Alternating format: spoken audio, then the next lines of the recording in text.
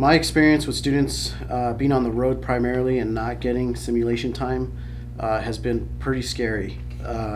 We get a lot of students, I used to get a lot of students that have no simulation time. They don't have that available to them, or they just don't know of it.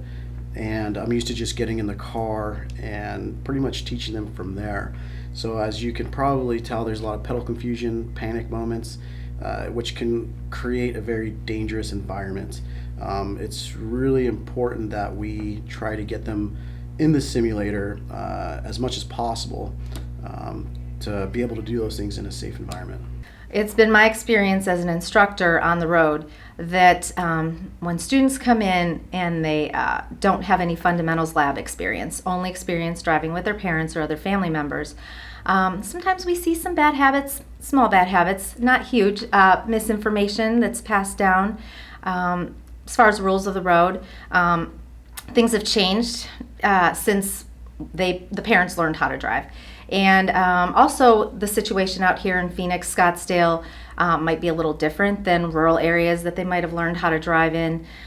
So those are, the biggest challenges that we have is trying to kind of undo some of that and kind of start from square one. And sometimes students, some of that is ingrained, what they've learned with their parents. And we have to kind of, back up a little bit and start from scratch in some of those cases.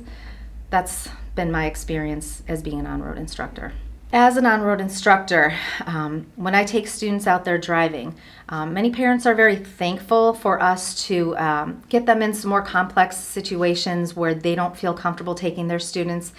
For an example, on the freeway for the first time, a lot of parents are frightened by the speed, the complexity of merging on the freeway. When we have students driving, we have the benefit of having a break as well as hundreds of hours of training.